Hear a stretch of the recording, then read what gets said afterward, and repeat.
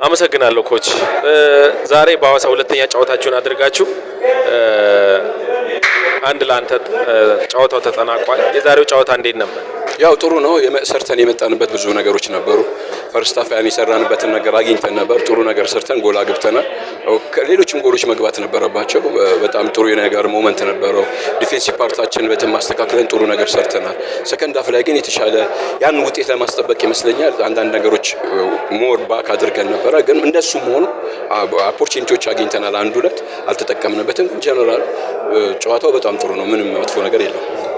ጥሩ የሚባሉ የማጥቃት አጋጣሚዎችን አግኝታችሁ ተጨማሪ ጎል ሊሆኑ የሚችሉ ኳሶችን አግኝታችሁ አብክናችኋል። ይሄ ምናልባት ቀጣይነት ካለው ቡድን ላይ አደጋ ሊጋርጥ አይችልም?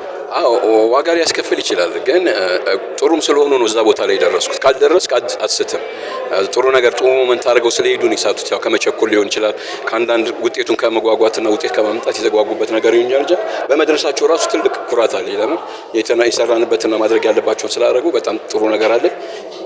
ወደ አታኪንግ ሲቹዌሽን ቶሎ ቶሎ ይደርሉ። ይሄ የሚሄዱትም አቅሙና ጥሩ ነገር ለማድረግ ነውና ቢስቱ ያው ፉትቦል ውስጥ ብዙ ሞመንቶች አሉ።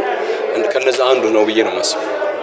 እኔ አመሰግናለሁ ኮች። አመሰግናለሁ። ዛሬ ሁለተኛ ጨዋታችሁን አድርጋችሁ የመጀመሪያ ጨዋታችሁን ተሸንፋችሁ ዛሬ ባቻ ውጤት አጠናቃችኋል። አጠቃላይ ጨዋታው እንዴት ነበር?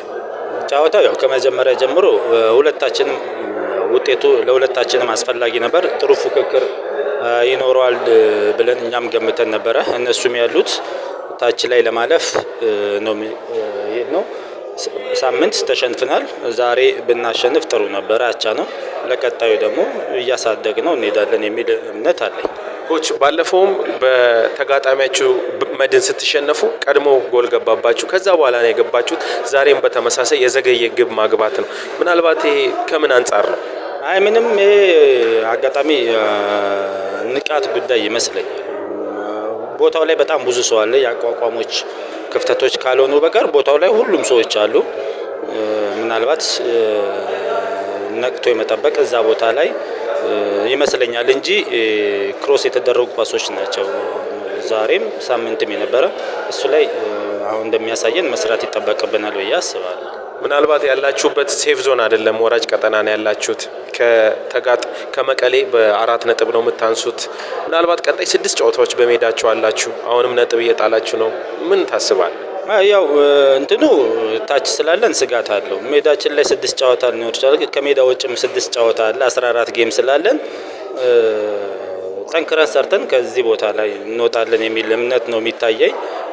ግን ስራ ይፈልጋል። እሱን አስተካክለን ወደ ሜዳ መመለስ ነው እንጂ ስጋቶች ይኖራሉ። ግን በቀላሉ እንወጣለን ብዬ አስባለሁ። ኮች ሁለተኛው ዙር አዳማ ከጀመረ በኋላ 3 ጨዋታ አድርገህ 2 ባቻ አንዱን አሸንፈሃል። ወደ ሐዋሳ ስትመጣ ደግሞ ያ ነገር እየገጠመክ አይደለም። በአጠቃላይ ግን አንተ ቡድኑን ከያዝክ በኋላ የተወሰኑ መሻሻሎች አሉ። ይሄ ቀጣይነት እንዲኖረው ምን መደረግ አለበት ብለህ ታስባለህ? ስራ ነው የሚፈልገው። አሁን በዚህ ሰዓት ሰው አናገኝም፣ ስራ ነው። ባለፈው ሳምንት ከአዳማ ላይ ነበረ፣ አሁን ደግሞ ሐዋሳ ላይ ነው። ልጆች ለማሸነፍ ትልቅ ፍላጎትና ጉጉት አለ። ከዛ የተነሳ ያው ከማሸነፍ የተነሳ እንጂ በደጋፊ ፊት ማንም አይጠላም። ግን ለማሸነፍ ያለን ፍላጎት ትንሽ እንድንዘናጋ አድርጎናል። የኋላው ላይ እሱ ላይ ስራ ይጠብቀናል። ግን በደጋፊ ፊት መጫወታችን ደግሞ ድጋፉ አጋዥ እንጂ አይጎዳንም እና ነገ ከነገ ወዲያ ደጋፊዎቻችንም እንክስበት ይሆናል።